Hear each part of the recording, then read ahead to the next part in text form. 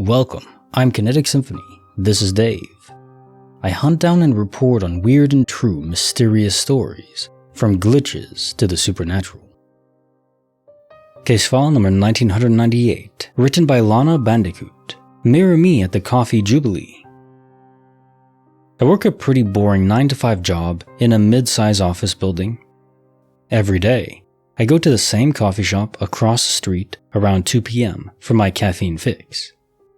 I'm such a regular that the barista, Sam, automatically starts making my order when he sees me in line. On this particular day, I left my office a little later than usual, around 2:15. When I reached the door to the lobby, I realized I'd left my keycard on my desk on the other side of the building. But that was no problem. The secretary, Sarah, signed me out on paper. This happens all the time. As I crossed the street and approached the coffee shop, I saw myself, me, wearing the same clothes, same bag, same everything, standing at the counter inside, chatting with Sam. I froze. My heart was racing, but my brain was like, no, you're imagining this. Maybe it's someone who just looks like you. But then this other me turned slightly, and I got a perfect look at their face. It was my face. Down to the tiny birthmark I have under one eye. I panicked. I turned around and walked back across the street without going inside. My hands were shaking. I kept telling myself it wasn't real, that I must have been overtired or something. But here's the thing. When I got back to my desk and looked inside my bag, the coffee cup was there. The exact same coffee I was planning to order, with my name written on it in Sam's handwriting. I never went into the shop. I never bought the coffee. But there it was, hot and fresh, like I'd just picked it up. I looked up at the clock, and the time was still 2:15. The usual time I'd get back after heading over and grabbing my coffee. But I'd definitely been outside for longer than a minute. It was like my timeline diverged. One version of me had split away at 2 p.m. and gone to grab the coffee, while I had stayed behind. And then when returning to the building, our timelines had merged again. Even scarier than this, though, which one had I been at the time? Was I the original me, or was I some kind of duplicate for that time? I spent the rest of my workday just feeling very off about the whole thing. I didn't even drink the coffee. It got me to wondering about the stories of shapeshifters or doppelgangers I'd heard in the past. And I had to wonder if this is where some of those came from. Maybe two timelines split or converge, and you can be at two places at once for a short time. I wonder how many times this sort of thing happens without you noticing. I haven't told anyone at work because, let's be real, they'd think I'm insane. But the secretary at the office does remember me heading out, and she remembers me having forgotten my keycard. But she says it happened at 2, and it even says so in the log where she signed me out. I've gone back to the coffee shop since, and everything's been normal. Though, weirdly enough, Sam didn't remember me coming. The next day, when I went to grab my coffee, he asked if I'd been off sick the day before. So if he never gave me coffee that day, where did the coffee in my bag come from? Some parallel universe that collided with this one for a split second? How can he and Sarah remember things so differently? Which one of these is even real? I don't know, but I still have the cup. I wrote it in red marker, "This came from nowhere." It's in my kitchen cupboard now. I keep checking on it just to remind myself that I didn't imagine the whole thing. What the hell happened? Strange that other people's memories can be affected or altered by these events. Case file 1998. Mirror me at the coffee Jubilee. So this almost reminded me of the movie Fight Club. I guess spoilers, but if you haven't seen it, come on. So in the movie, of course, Tyler Durden has a split personality, and the other character he invented, his mind created, is actually him, but he sees it externalized.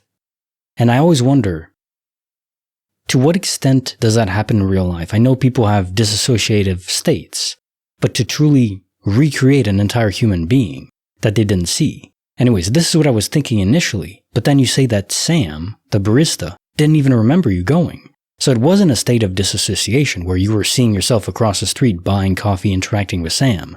No, this must have been a multiverse shenanigans event where you were seeing yourself in a different universe. In the original universe you didn't go, but yet somehow the coffee from that universe switched over. There's pieces that don't quite fit unless there's multiple instances of diverging multiverses where you saw a different multiverse, somehow the coffee from that different universe came to your bag when you went back to the office. Very disjointed, but that makes it all the more unsettling. Case file number 1999, written by Gold Links 8333. The Jogger's Jinx, coins in a blink. I am a runner, and I occasionally bonk while running. Meaning I run out of sugar in my blood and glycogen in my liver and muscles, and feel very hungry and can't run anymore. I take energy gels with me for runs longer than 15 kilometers, but the problem is it sometimes happens during shorter runs. So about 6 months ago, I had this idea that I would tape two $2 coins, I'm in Australia, to my spare key that I carry with me when running. The other key has my car keys, work keys, etc., and is too bulky to run with. This morning, I had to use the money for the first time. I somehow felt hungry only 8 kilometers into my run, and had to buy a banana for $1 from the local petrol station, gas station if you're in the US, nearby. The attendant told me what a great idea it was to carry some money this way while running. I came home and was busy all day, but this afternoon I wanted to take the dog out for a quick walk. I then thought I'd retape the two $2 coins back onto the key before I left, and proceeded to do so before taking the dog for a walk. The tape dispenser was on its last bit of tape, but there was enough to get 2 or 3 turns around the key, so it was secure. When I returned just 15 minutes later, I opened the door with the spare key, and had a strange feeling. The 2 coins securely taped onto the spare key were gone. This completely dumbfounded me. I've lost stuff before and blamed a glitch in the Matrix, before it turned up where I left it and forgot about it. But here I'm talking about taping 2 coins onto my spare key, leaving the house, returning home in 15 minutes, and finding them gone. They would not have slipped off or anything. I taped them the same way last time, and had to actually ask to borrow scissors to cut the tape and free the coins when I was buying the banana. It lasted through running an estimated 500 kilometers. But after a 1 kilometer walk, the coins were gone?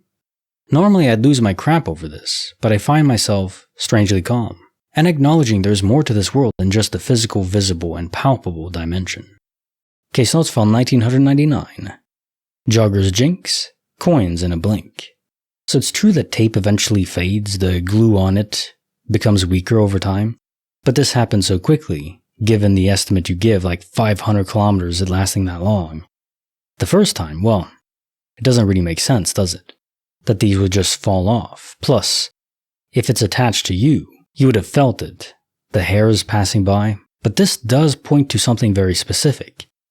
Every individual categorized item, as we humans categorize it, has its own identifier within the universe's system. Because if not, the key itself would have disappeared along with the coins. But no. Just the coins vanished. So something within that data was wiped away or transferred. So something specifically targeted those coins. Now time for the joke of the day. What do you get if you cut a policeman's head into 4 pieces?